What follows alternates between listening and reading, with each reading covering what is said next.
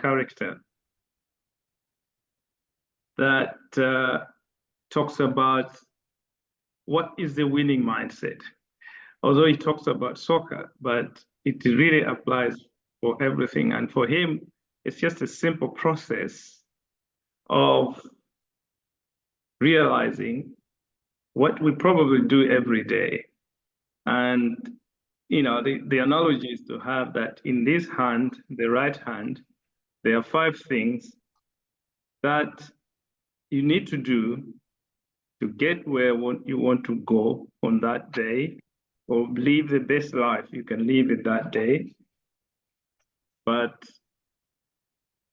the challenge is to have the discipline of doing most or all of those things and keeping yourself doing them, even if you don't feel like doing it. And in the other hand, there are 5 things that you should totally not do.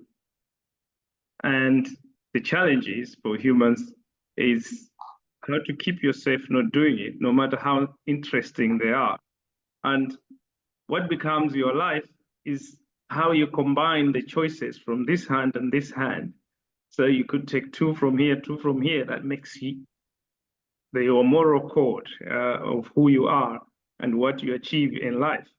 And we walk around and saying to each other, oh, this is a lucky guy, or this one is, but in essence, it's just basically how each one has in their mindset, you know, the choices they make in life. Unfortunately, even the best researchers you have in Malawi or around Africa or around the world, when you ask them, what is it that you had in mind early enough in your career to be where you are?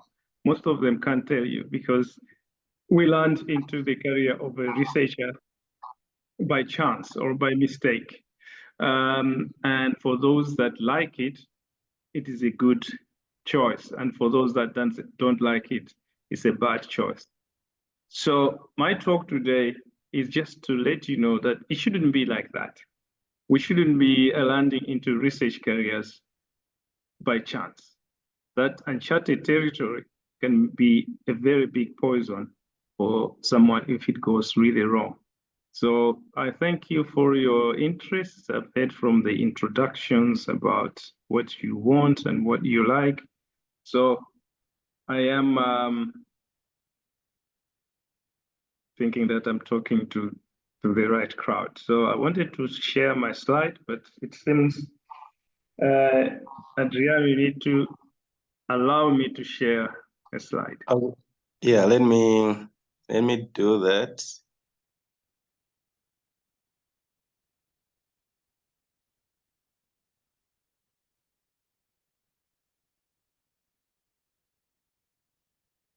Please, you can go ahead and share your slide.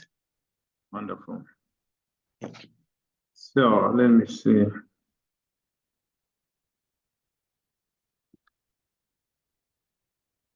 Can you see my slides now? Yeah? Yeah, we can see. Wonderful. Yeah, so as Adriano said, I'm Thomas Nyirenda, I'm Malawian. I was trained in school in Malawi, primary school in Kasungu, secondary school, St. John Bosco, and the university, 2 years at Chancellor College. And then I went to study medicine in the UK. I came back, finished at Queen Elizabeth Central Hospital. That time it was in Kuhes. We used to call it COM. And I did my internship there. And I was a DHO in Mangochi District Hospital from 1995 to 98. And in 99, I joined the TB control program at Kisu, where I worked for most of my years in Malawi. Although I changed my employer, I moved out of the ministry and was working for the World Health Organization. I went to work for Stop TB in Geneva, and then came back to Malawi. I was in the country office of WHO for 4 years before I joined the European and Developing Countries Clinical Trials Partnership, which is an EU-AU program on developing new drugs, vaccines, diagnostics, improving the failing drugs, failing vaccines, and failing diagnostics that are already in existence for defeating poverty-related diseases. And in our context, these are mostly infectious diseases. Also, although non-communicable diseases are also on the increase now, like heart disease, cancer, etc., etc. But the program I worked for was set up in parallel with the Global Fund by the support from the European Union, and it came into being to support, on the other side, you have the Global Fund that provides drugs, vaccines for already existing interventions just to make them available to populations. But the question of what happens when they fail, or when you need new extra ones, wasn't really a focus for Africa until the EU and Africa Union built this program. So I moved to South Africa from WHO Malawi in 2004. I've been in this program for 20 years now. I'm the head of the Africa office of the EDCTP. Malawi gets quite a number of grants from EDCTP, but not as much as other African countries. But we have been able to build capacity. Professor Kamija Pili is a product of our program, is a fellow, and has built his research center. Now he's teaching others. Professor Victor Mwapasa is a product of EDCTP grants after he joined the Malaria Welcome Trust program. I can mention so many names that you already know, and including the setting up of the COMREC through Professor Mfuso Bengo. He got 2 grants to set that up from EDCTP, and we supported him to do that. And one of the grants also went to Health Sciences Research Committee at the Ministry of Health in conjunction with the National Science and Technology Department there in the city center. So that's why maybe I'm not a stranger to Malawi, because I normally come to see how the researchers are doing with our grants. But as Adriano said, I had an interest to make personal contribution and fill in the gap. And the gap I saw was that there are so many people that are left behind, institutions that are left behind, because the grants that we issue and so many partners issue are always streamlining to College of Medicine, because that's where the capacity is. But there are so many institutions in Malawi, Kamuzu College of Nursing, School of Health Sciences, Mzuzu University now, and now there's so many universities, and there's CHAM, where, sometimes College of Medicine uses them for research, but don't really build research capacity in CHAM. So CRIMS was an idea to fill in that gap, and I was supported and encouraged that time by the likes of the PS, Dr. Charles Mansambo, who encouraged me to do it, and here we are now. There's a lot of interest, including from you colleagues. So let's get into the meat of it. I'll just quickly go into what I think is required for you to build a good research career. And as I said, these are not rocket science. These are things that we all have to do. So my presentation will just take that flow, about 7 or 10 steps. I don't know, this slide is cut, but there's 7 things. But basically, imagine yourself, you want to go to Blantyre, and you could have a car, or you want to go by bus, or if affordability is good, you want to fly.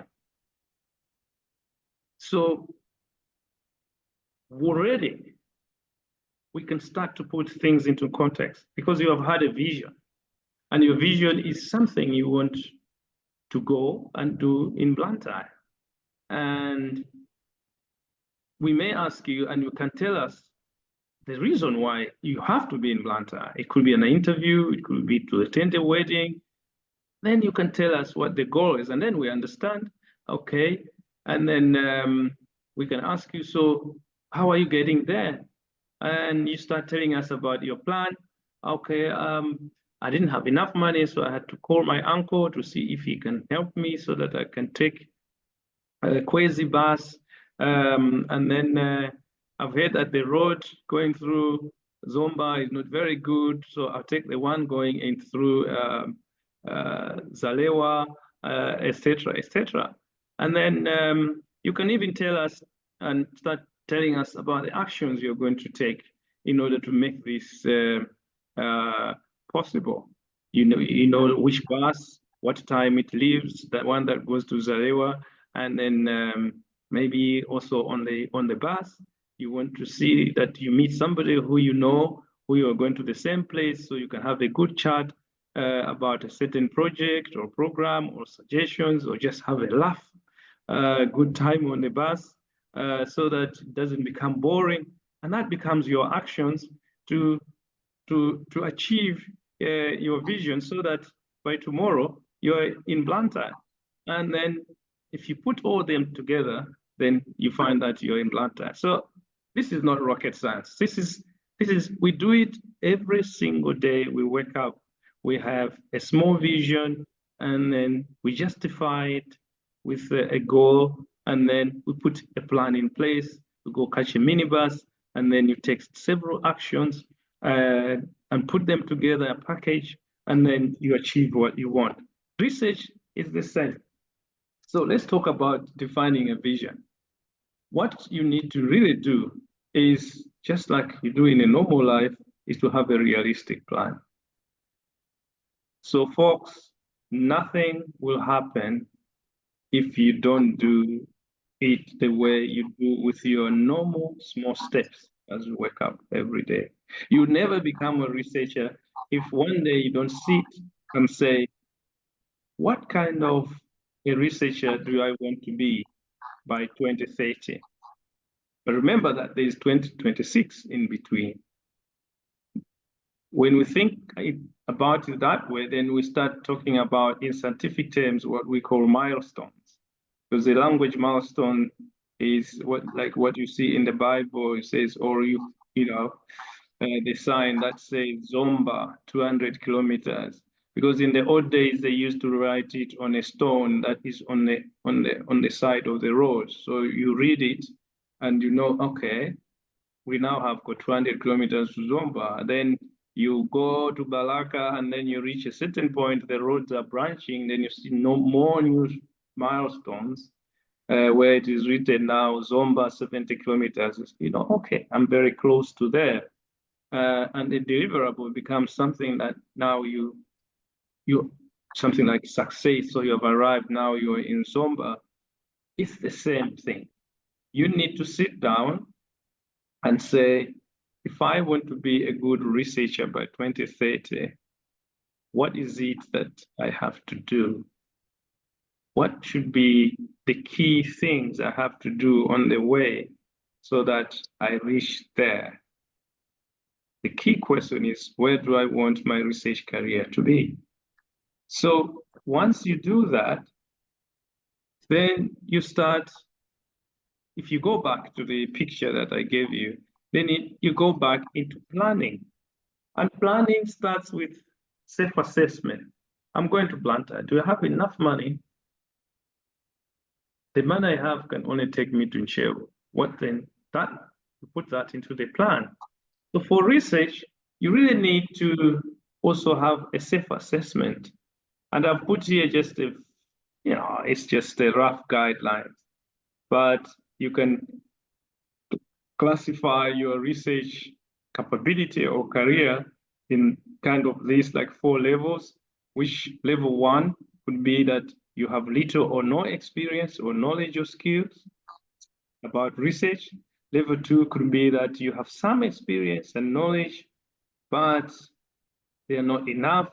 Level 3, you can say those experiences and knowledge gaps now have improved, and I have some skills that I can put to good use, and I can join a research team, etc., etc. And level 4, you can say now I'm confident, in research methodology. I can be a trusted team member, or I can apply for grants on my own. But this you really need to have, or maybe you can just write it and put it somewhere in your bedroom so that it can be a motivation that you know that this year I'm in this level, tick, then I'm going in this level. Because if you don't put it that way, let's put it in the treat system again that I started with. You will not make it to Blantyre if you don't go through those questions in your mind, whether you have enough money and do I have enough clothes to change tomorrow for the function when I arrive in Blantyre? No, I don't. Then I need to find out, maybe I can add this pair of socks here and maybe new shoes. Do I need the same bag? No. You know, you also have to go through those levels of checklist, and it has to be realistic. Always to have written things is always helpful in our life, and that's why we went to school, so that we learn how to record things and we can follow them up on paper. Because if you don't, and then they just become abstract, they just become an idea that can be forgotten. Now, after you have made a fair assessment of yourself, it doesn't actually stop there. This becomes now what we call your personal development plan cycle.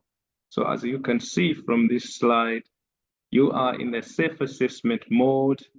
You now you put all the plans or bits and pieces you have into action plan, and you start carrying it out.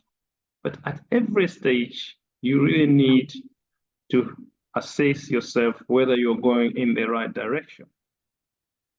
If the milestone is not there, then you're going to get lost. Instead of going to Blantyre, you will wake up in a bus and find that you are in Kamenya because you didn't actually check that you are going towards Blantyre. And you can do this, you can have the same mistake in your career development plan if you don't have these stops and checks and continuously monitoring. So I won't go into detail into this, what this is telling you, but you can see self-assessment, action planning, then you review. And then if things are okay, you continue, you record progress, and then you evaluate, then you go back. Over and over again. It is very key that at every stage, if you want your assessment to be really helpful, you have also to document it. But when you stop to evaluate, you have to have key questions about your journey. So for example, in this case, if we're talking about career, not a journey anymore, you'll be asking yourself after you have gone through a year or two, or even as short as 6 months, what are the key experiences that I have acquired to date? Document that so that you can see what went well, what did not go well, what you want to do differently this time to correct the chart of your journey. What helped you to get in that career or in that gear or in that mode? What helped you to achieve certain things when you met barriers? Document that, because those are the things you need to repeat. And what opportunities did you miss? Document that. Those are things you should not do again. Who are the key people who influenced you on your journey? You need to associate with those people and get away from people that were letting you down and made your journey a little bit painful. So just like New Year resolution, because everybody talks about New Year resolution, but I read a very nice article from a lady who is a motivational speaker called Mel Robbins, and she describes how New Year resolutions should be framed. Just like professional companies, when they're starting a new year, they have a list of start, stop, continue. So they have activities that know these ones made us lose profit. We're going to stop them. And then we missed the opportunity because we didn't do this. Then we're going to start these new activities. And we were successful. And our course of the journey was a little bit on track because we did X, Y, Z. We're going to continue that. So the start, stop, continue becomes part of your journey. Then you find that you will be really in the right mind frame, that you will not overjudge yourself or fairly and judge yourself so that you demoralize yourself that, oh, I'm a failure. Oh, self-pity. These things don't work, because that is really a disorganized mindset. The organized mindset will group things into those categories that you see here. What helped you, what failed you, what you need to continue to do because it was a good thing, and what did you not do, you need to start doing. So having in the mind start, stop, continue should also help us to make meaningful self-reflection as we go along into that cycle. So I can't emphasize more how reevaluation of your career development program is very, very vital. And in that evaluation, you have to be honest with yourself. As the Bible says, if we say we have not failed, we deceive ourselves, and in us there's no truth. It still applies 2,000 years ago. You need to just be honest about your self-assessment. It's not that you dislike yourself, but you just respecting the process. And that honest assessment, even if you can't do it by yourself, then ask a friend to say, how do you look about my achievement this year? This is what I've done. This is the publications I've been involved in, and then an honest friend can say, this looks good. This looks that. I think you need to improve in this area, because if you don't do that, then it's unbalanced performance.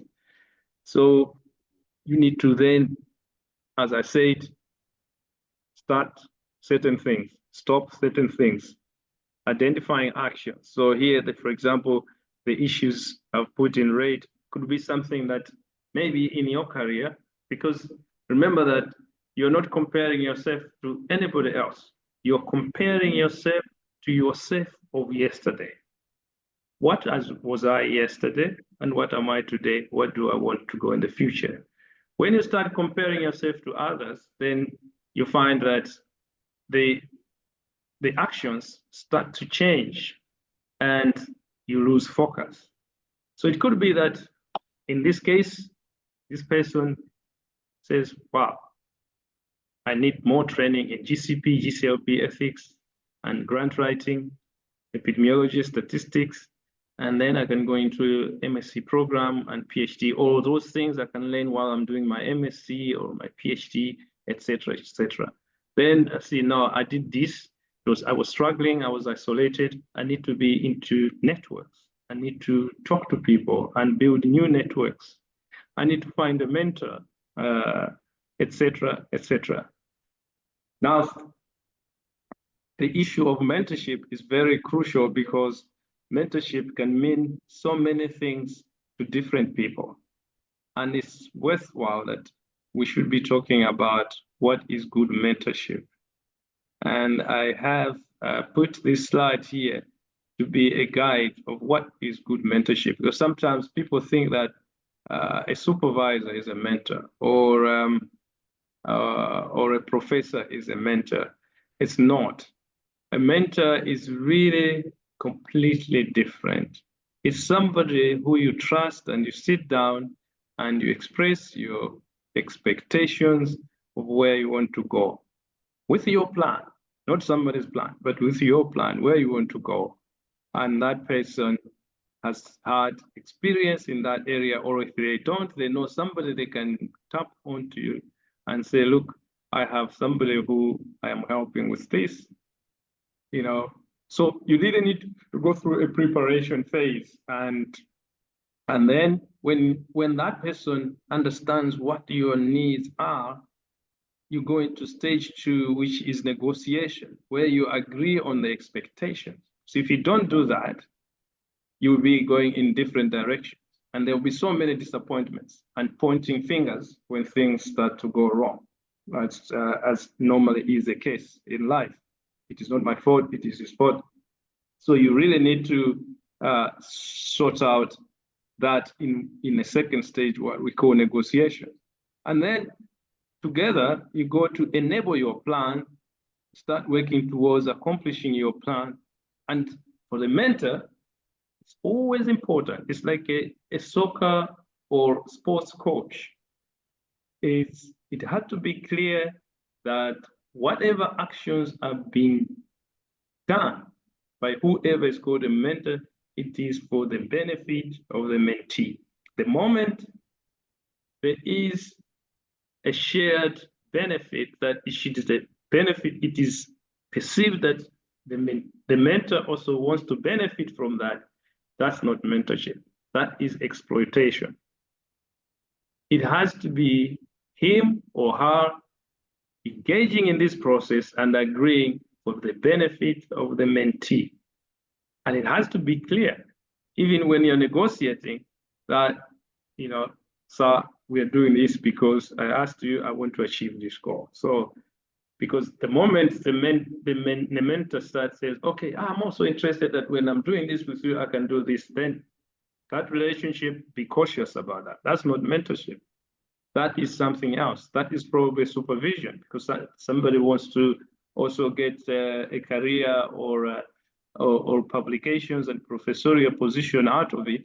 They are bound to get frustrated as well if it doesn't work. And then you have two people with two objectives. It has to be one objective for one person in the relationship. So once you enable that, you have also to agree on the closure of this mentorship agreement, that once I achieve my MSc, my PhD, or my first grant, I think you can rest, and then I'll call upon you when I am facing a next journey. It has to be very clear, and I don't know whether many of you have really thought about this when you want to choose a mentor. For those of you who have bad mentors, you can say a lot of experiences, but think back from the courage where you're coming from and think about the scenario I'm describing. And I can tell you, I can guarantee there are very few relationships that you can say, yes, I think the relationship between Professor so-and-so and this guy fits this criteria. It is a mentorship. Usually it's about shared benefits, and that is not mentorship, because it can break down anytime, because everybody now looks at what is it in here for me. So choosing a good mentor is very important, and you have to, when you're negotiating about this, it's up to you to have a feel that I have partnered with the right person. It's part of your career development. So you need to have those skills as well of choosing mentorship. So taking steps in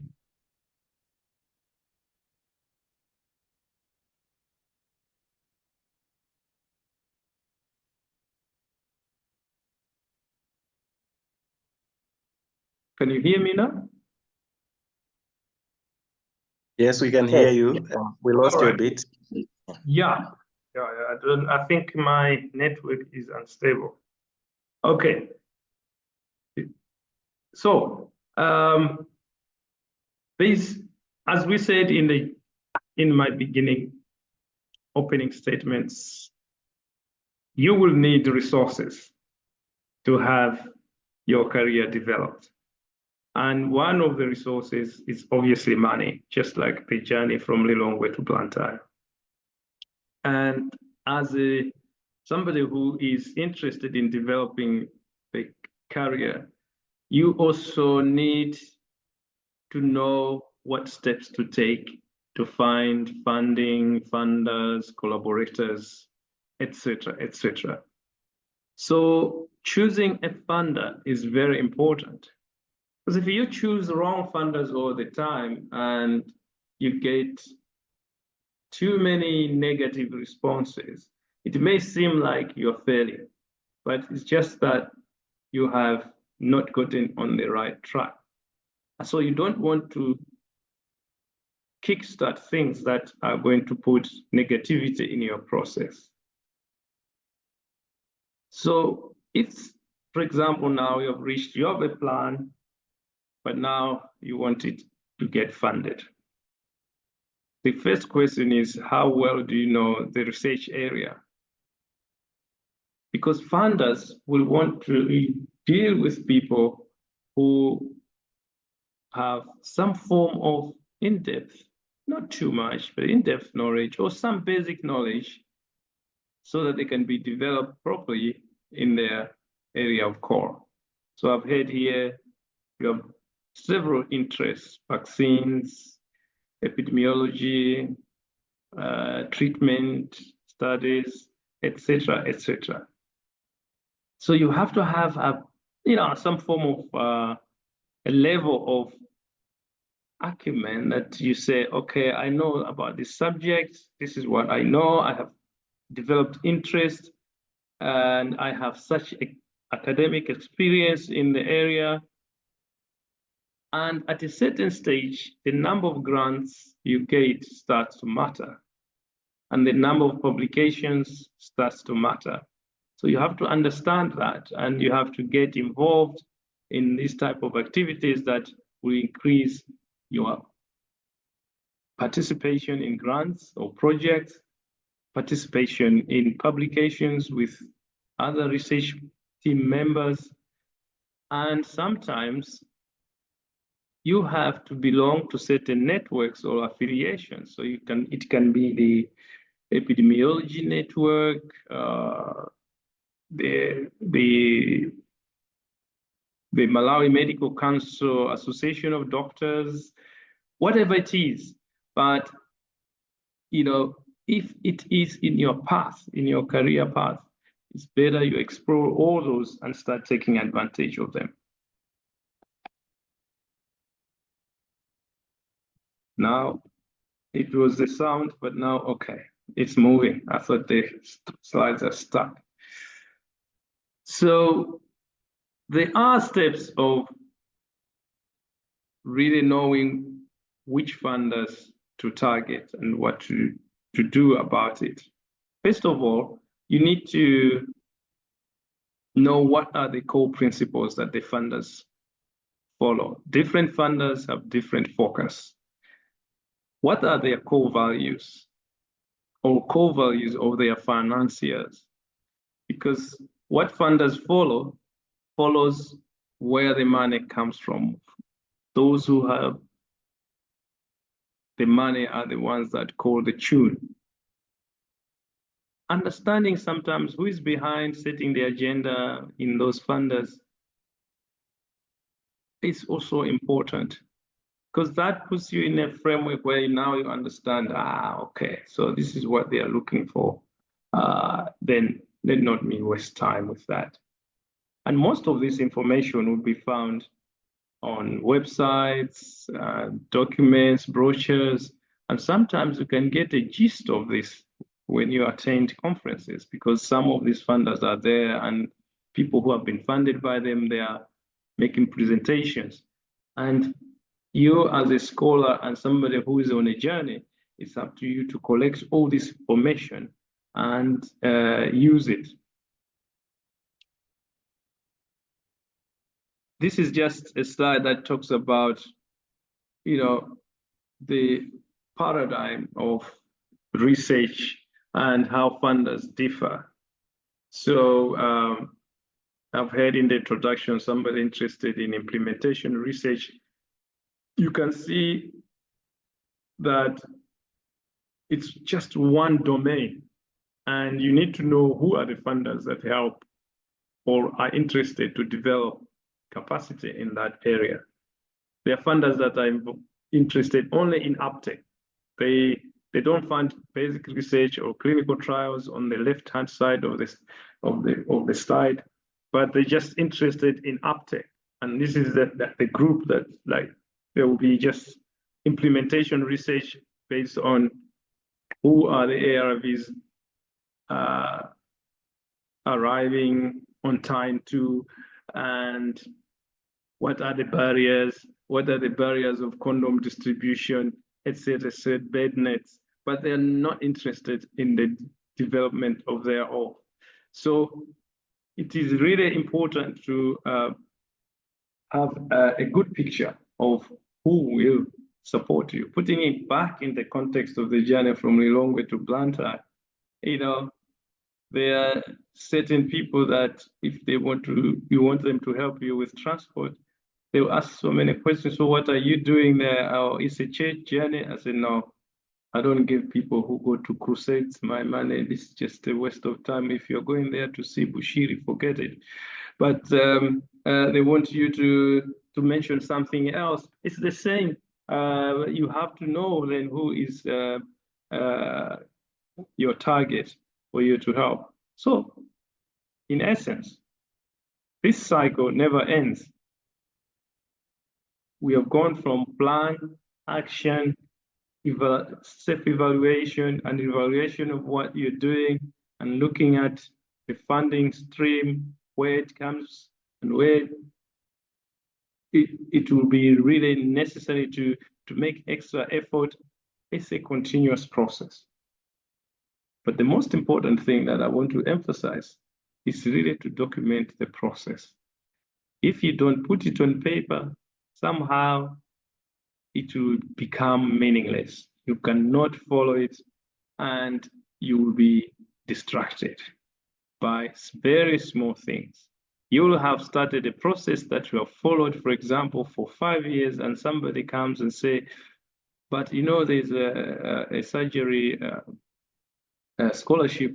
People are now going to Israel. It's much better than research or public health. And then you jump on the bandwagon because you're not really into the lane.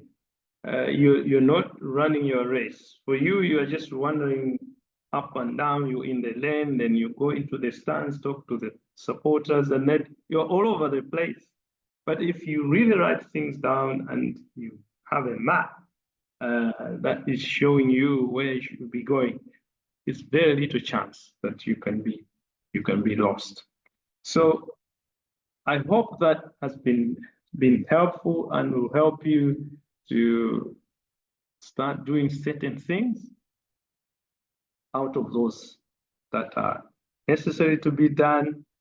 It may not be everything, but start doing the right things, no matter how uncomfortable, having the discipline to do them, and stopping to do those things that are totally irrelevant to building research career, no matter how attractive those things are, and have this middle ground moral code where you are following your dream to the letter, written for you, not for everyone else, not comparing yourself to everyone else, but for you.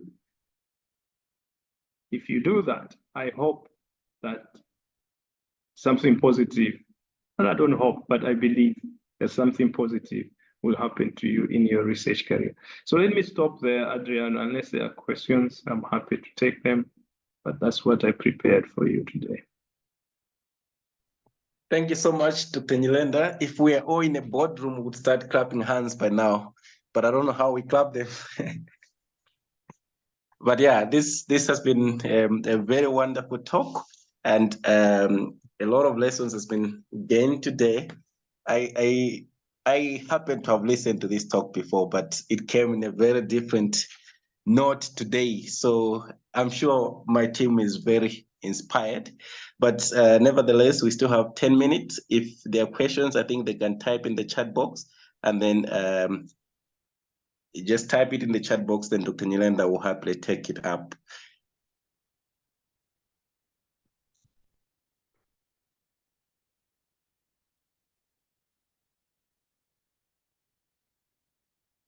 Thanks very much, Yanko. I saw your comment there. Thanks, Gertrude.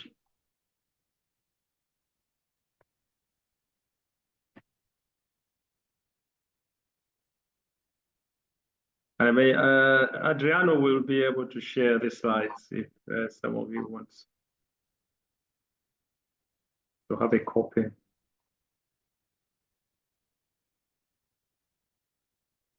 Thanks. Yeah, so I think we're not getting a question. It looks like people are satisfied and we are happy.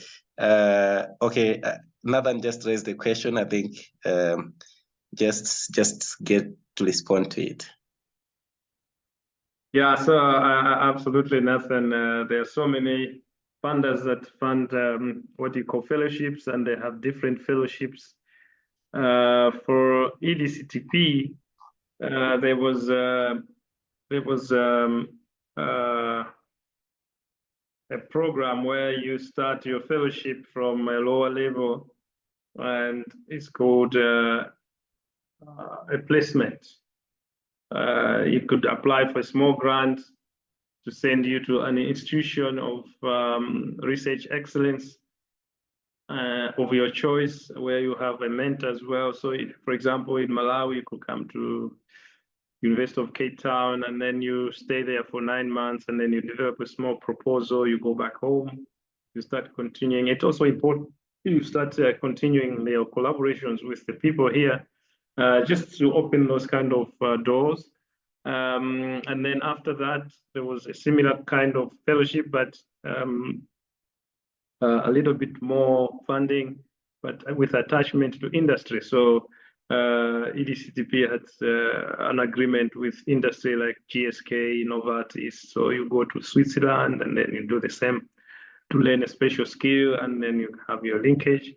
And then there's a upper level where you require people with at least 5 years of research experience to get a little bit of funding, so you can start your research team in your home country, at your home institutions. You can buy your own microscope and start claiming your own corner in a lab as your research corner, etc., etc. And then there are small senior fellowships that are 5 years long, 500,000 euros, and then etc., etc. So that is just an example of what my organization follows. But if you go to Wellcome Trust, there's a different type of fellowship. MRC UK has a different type of fellowship. So as I said, it's a matter of looking at these different funders of what really suits you, because that's the most important thing. What suits you at that career level, and how you think that is going to be helpful to achieve your ultimate goal in 2030. That is what is important.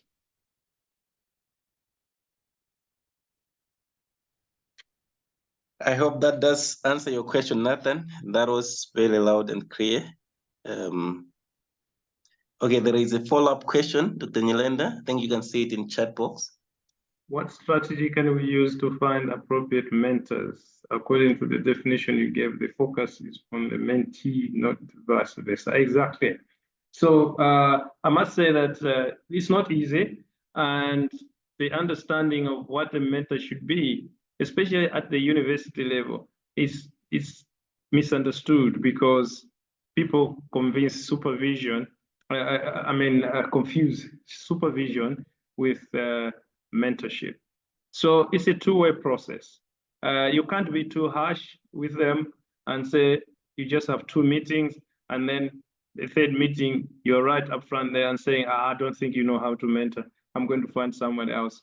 So sometimes it's it's a two-way process where you have to have several meetings with that person to really learn each other's style, and so that you can have a common plan on how to move forward. The most important thing is to say, okay, now we have a plan, and it's up to the mentor to say, okay, I'm also comfortable. This I've done so many times, I can also help you. But if you reach a point where he also says, you know what, I didn't know that this is the direction you want to take, can you ask somebody else? It's good enough. You've reached a point where you have reached an amicable junction. But to take things blindly and think that that's the right way to do, that's what I was guarding against. So, and again, you find that you cannot say, oh, so if there's no proper mentor in Malawi, maybe I should be looking abroad. It may not be even appropriate, because you need really good, constant contact with your mentor. Of course, things now can be done online and things like that, but you know, so really a mentor should be, the bottom line, a mentor is different from a supervisor. A supervisor will be there in the university trying to mark your work, and they just look at the job that you're doing. They don't care about your personal life, how many children you have, and what are the problems in your life that can impact on your career growth, and what can be done, what kind of advice. Okay, maybe you have a problem, let's seek the help of a psychologist. Supervisors have nothing to do with that. It's only mentorship relationship that you have this kind of approach, because it is completely different. So you can see that from this type of explanation, there are very few people that you can call mentors. So but it has to be a two-way process, because otherwise anyone even have anybody supervising you. And one of the best way to pinpoint a mentor is actually to see somebody who has gone through the process. And this, in the industry and economic world, they are very good at it, because they know this guy built his empire not on corruption. He has followed good business practices. That's why he is Mr. Mpinganjira. So you approach him and say, Mr. Mpinganjira, I know your business skills. You're a billionaire because you have done things right. And I'm interested also to be a good businessman. And but I want to go in this direction, and I couldn't pick anybody better. Then you start a discussion, and then they sit down with Mr. Mpinganjira, and he says, you know what, okay, I do have time to do this and look at the things that you're doing, but the mode will be that I can never be with you anymore. You have to come to me when you need me, then you can tell me what is it that you need my opinion on, blah, blah, blah, blah. Because by doing that, you are building confidence, but also building a sketch of a plan moving forward, so that part, the right bottom part where it says expressing expectations clearly on both sides, you go through that process without antagonization. So you know that, okay, so this is what he's also looking at when I'm telling him what I need as help from him. He's taking it into this ABCD kind of way. Okay, so for me, this is here is the middle ground, and carry on from that. It is a motivation factor, also to do with motivation, because you're associating with people that have been successful in your field of calling, and that is good for the mind to give you positivity, that you're associating with the right people and you're going to do the right thing. It's also good just morally to do that, but it has to be done in a way that each party is happy about what the interaction is be. It shouldn't be at one day that if you contact this person, then he sends you a response like, hey, but today you are really bothering me. Then that's not mentorship. that means something is wrong. So you didn't start on a good ground and there's no good agreement. Yeah, that's so loud and clear, Dr. Nyirenda. The meeting was slated for 1 hour, but there are 2 more questions. I don't know if you are willing to take them up. Sure. Where are they? I'll say I'm interested in antimicrobial resistance. I'm looking for a mentor. Should I look for the one only when I have research? No, you don't have to wait. You don't have to wait because having one early will also have very good advantages in that it may open new avenues for you or not take areas where your career is hitting the blind end. Yeah. So it has to be done early now. Yeah, and the last one is from Gertrude. What factors do you think should be considered when choosing a career path just in general? Oh, when choosing a career path. Well, first of all, just like anything else, you have to sit down and be honest about yourself, about what you're really passionate doing. Many people go into things that they will not enjoy doing. And that is very difficult to undo when you have spent so many years and you end up producing a bad job, not because you're not intelligent, but it's just that the mindset is telling you, I shouldn't be here. So if you hate being at a research center, if you hate looking at data collection sheets, but you said you wanted to be a researcher, that means something went wrong in the beginning. So at the beginning, it has to be, you have to feel it as your calling, that this is what I want to do, I want to spend time on. And many psychologists will say, how do you decide that? If it is something you can do without, even when there's no payment attached to it, probably you're on the right track, choosing the right thing. It has to be your passion. It has to be something that you can do even when other people say they are retired, and then you say, but I've never worked a single day in my life because I've just been doing things I enjoy. And sometimes I get paid for it, and sometimes I paid good money for it because that's what the world is paying for people who have chosen this career.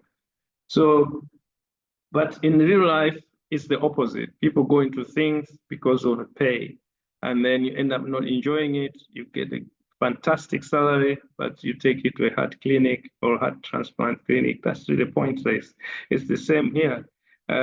You have to do something you really like. And I think that's fundamental. So when you are setting that rather planning, it has to be taking you towards that thing that you are passionate about. But don't start that journey if the end product is something that you don't like or you don't feel like doing, but it is a trendy subject and it looks, your CV look good, or then people are talking really nice about it on Facebook, but that can really bite you in the end. Yeah. No, I think those are wonderful responses, Dr. Nyirenda, so educative and so impressive. I think we have come to the end of our session, but let me extend my sincere gratitude to you for accepting the invitation. It was just a suggestion from last week that we should invite you, but yeah, I think people would definitely vote that we should have more sessions with you. But we are really happy. If there are more questions from the team, I think people will send them on a WhatsApp group, and then I can forward them to you. You can address them and just give us a small document depending on the need. If more need arises that we should have more sessions with you, we'll also extend that to you.